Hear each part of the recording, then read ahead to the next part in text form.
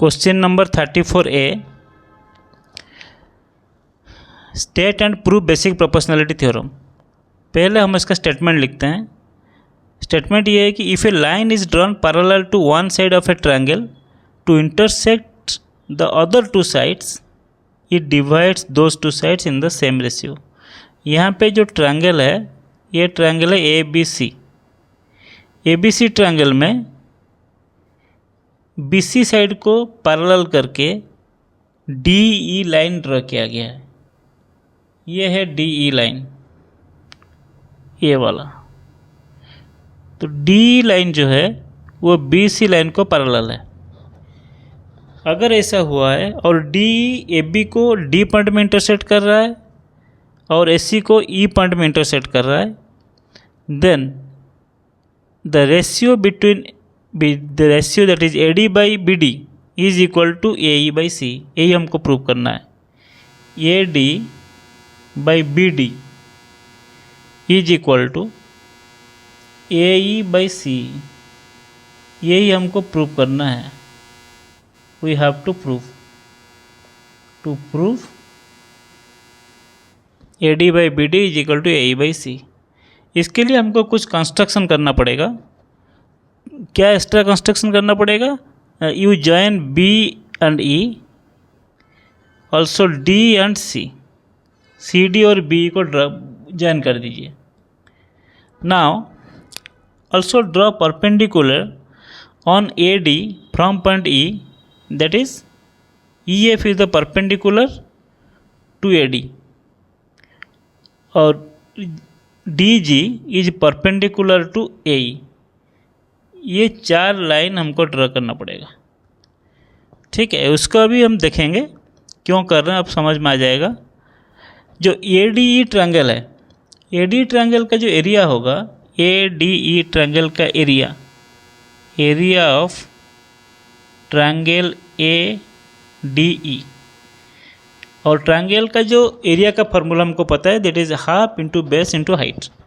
तो we will write half into base कितना है ए डी। अगर हम ए डी को बेस लेंगे तो ई एफ हो जाएगा इसका हाइट।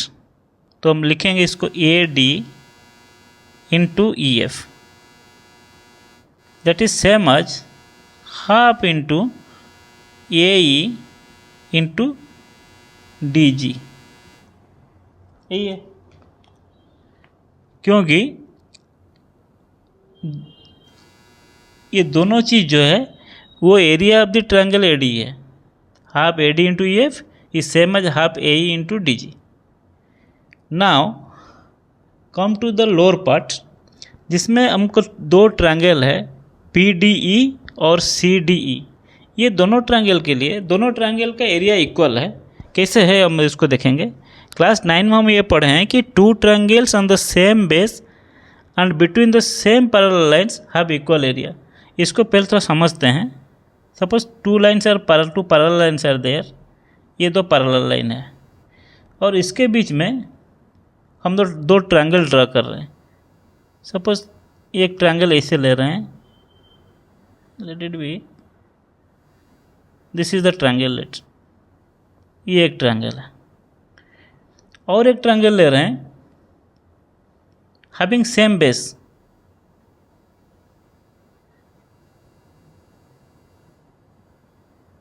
ए सेम बेस, तो दोनों का एरिया इक्वल होगा, क्योंकि दोनों ट्रायंगल का जो बेस है वो सेम है और दोनों दो सेम पैरेलल लाइन के बीच में है। एक्चुअली इसीलिए इक्वल होता था कि अगर हम उसको परपेंडिकुलर ड्रॉ करेंगे, इसको, इसका लेंथ जो होगा, इसका लेंथ वही होगा।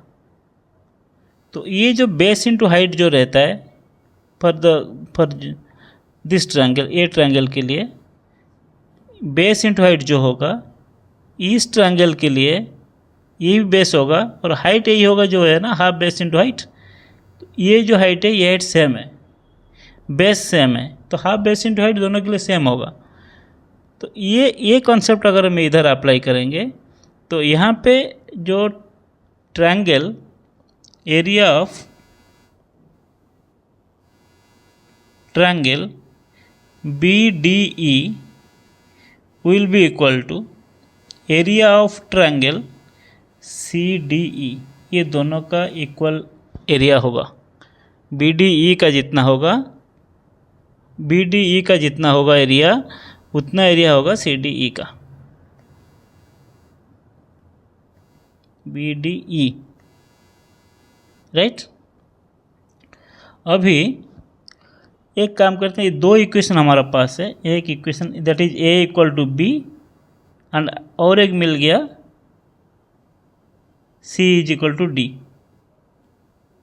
अच्छा, इसमें एरिया ऑफ ट्रायंगल BDE जो होगा वो हो जाएगा हाफ इंटू बेस। BDE का जो BDE का ट्रायंगल का जो बेस होगा वो होगा BD इंटू हाइट हो जाएगा EF, that is equal to half times CDE का जो एरिया लेंगे CE हो जाएगा बेस इंटू उसका जो हाइट हो जाएगा ये हो जाएगा height, that is DG, right. So हमको अभी ये दो इक्वेशन मिला,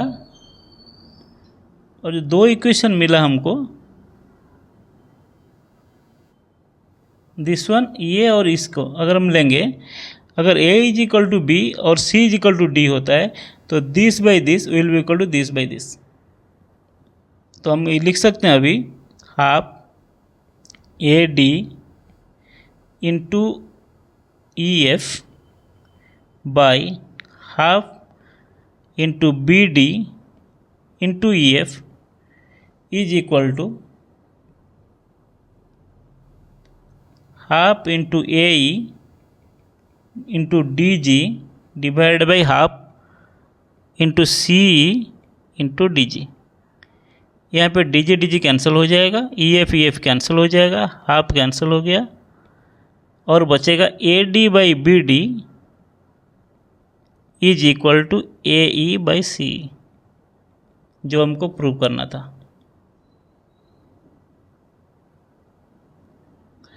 Hence this BPT, basic proportionality theorem, is proved.